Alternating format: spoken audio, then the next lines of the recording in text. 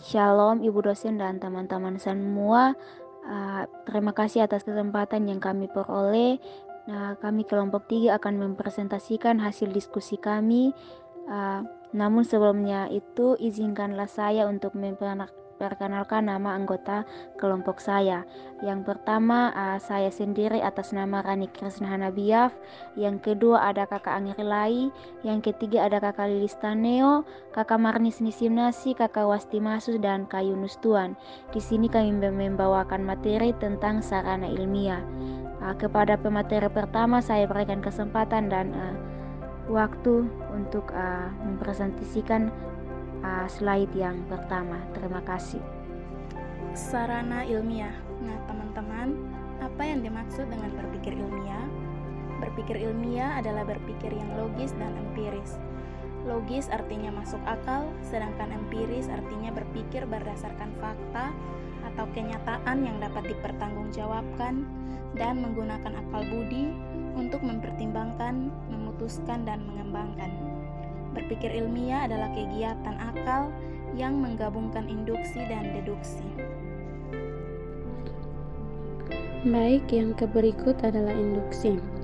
Induksi adalah cara berpikir yang di dalamnya kesimpulan yang bersifat umum ditarik dari pernyataan-pernyataan atau kasus-kasus yang bersifat deduksi. Deduksi adalah cara berpikir yang di dalamnya kesimpulan yang bersifat khusus ditarik dari pernyataan-pernyataan yang bersifat umum. Sarana berpikir ilmiah. Sarana berpikir ilmiah adalah alat yang membantu kegiatan ilmiah dalam berbagai langkah yang harus ditempuh. Tanpa penguasaan sarana berpikir ilmiah, kita tidak akan dapat melaksanakan kegiatan berpikir ilmiah yang baik. Fungsi sarana berpikir ilmiah adalah membantu proses metode ilmiah. Yang berikut pengertian sarana berpikir ilmiah menurut para ahli. Yang pertama, menurut Salam pada tahun 1997 yang mengatakan bahwa berpikir ilmiah adalah proses atau aktivitas manusia untuk menemukan atau mendapatkan ilmu. Berpikir ilmiah adalah proses berpikir untuk sampai pada suatu kesimpulan yang berupa pengetahuan. Yang kedua, menurut Jujun S. Suryan Sumatri yang mengatakan bahwa berpikir merupakan kegiatan akal untuk memperoleh pengetahuan yang benar.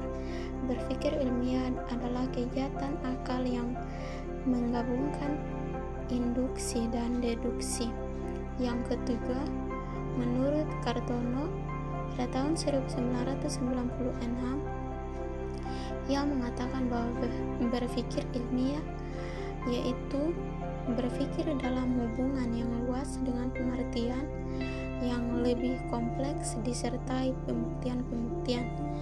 Yang keempat, menurut Eman Sulaiman yang mengatakan bahwa berpikir ilmiah merupakan proses berpikir pengembangan pikiran yang tersusun secara sistematis yang berdasarkan pengetahuan-pengetahuan ilmiah yang sudah ada.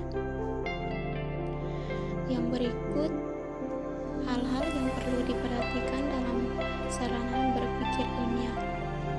Ilmu merupakan proses kegiatan mencari pengetahuan melalui pengamatan berdasarkan teori, sedangkan pengetahuan adalah keseluruhan hal yang diketahui yang membentuk persepsi tentang kebenaran atau fakta. Yang berikut ada 4 sumber-sumber pengetahuan manusia.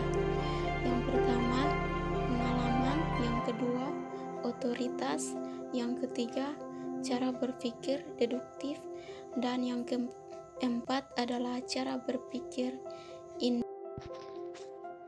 Yang berikut hal-hal yang perlu diperhatikan dari sarana berpikir ilmiah.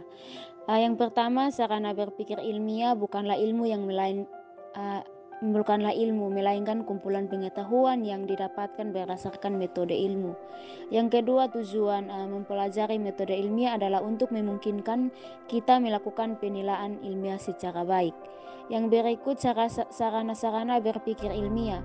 Sarana-sarana berpikir ilmiah pada dasarnya ada 3 bagian, yaitu yang pertama peran bahasa sebagai sarana berpikir ilmiah, yang kedua peran matematika sebagai sarana berpikir ilmiah, peran statistika sebagai sarana berpikir ilmiah. Yang berikut peran bahasa yang sebagai sarana berpikir ilmiah. Bahasa ilmiah berfungsi sebagai alat komunikasi untuk menyampaikan jalan pikiran seluruh proses berpikir ilmiah. Yang dimaksud dengan bahasa di sini adalah bahasa ilmiah yang merupakan sarana komunikasi ilmiah yang ditunjukkan untuk menyampaikan informasi yang berupa pengetahuan dengan syarat bebas dari unsur emotif, reproduktif, dan objektif eksplisit. Ada 2 golongan bahasa yang digunakan, yaitu bahasa alamiah dan bahasa buatan. Yang berikut peran matematika sebagai sarana berpikir ilmiah. Matematika memiliki struktur dengan keterkaitan yang kuat dan jelas satu dengan lainnya serta berpola pikir yang bersifat deduktif dan konsisten. Matematika merupakan alat yang dapat memperjelas dan menyederhanakan suatu keadaan atau situasi melalui abstraksi, idealisasi, atau generalisasi untuk suatu studi ataupun pemecahan masalah. Untuk melakukan kegiatan ilmiah secara lebih baik diperlukan sarana berpikir. Salah satunya adalah matematika. Sarana tersebut memungkinkan dilakukannya penelaahan ilmiah secara teratur dan cermat. Penguasaan secara berpikir ini pada dasarnya merupakan alat yang membantu kegiatan ilmiah dalam berbagai langkah yang harus ditempuh. Yang berikut peran statistika sebagai sarana berpikir ilmiah. Statistika merupakan sekumpulan metode dalam memperoleh pengetahuan untuk mengelola dan menganalisis data dalam mengambil suatu kesimpulan kegiatan ilmiah. Untuk dapat mengambil suatu keputusan dalam kegiatan ilmiah, diperlukan data-data, metode penelitian, serta penganalisan harus akurat. Statistika diterapkan secara luas dan hampir semua pengambilan keputusan dalam bidang manajemen. Baik, yang berikut adalah peranan statistika dalam tahap-tahap metode keilmuan. 1.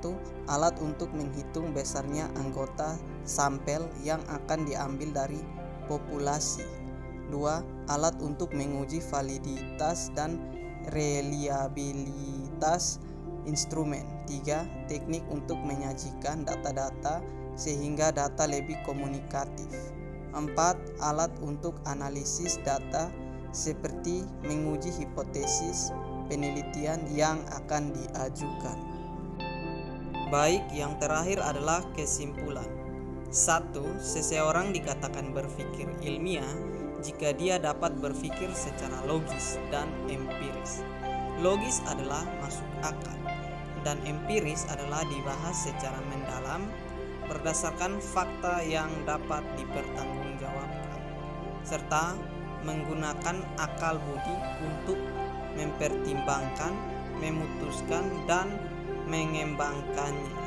2. Sarana berpikir ilmiah ialah alat yang membantu kegiatan ilmiah dalam berbagai langkah yang harus dapat melaksanakan kegiatan berpikir ilmiah dengan baik. 3. Sarana yang digunakan dalam berpikir ilmiah yaitu bahasa, matematika, dan statistika. Baik, itu adalah penjelasan dan pembahasan dari kelompok kami. Semoga penjelasan dan pembahasan ini dapat bermanfaat bagi kita semua. Sekian dan terima kasih. Salam.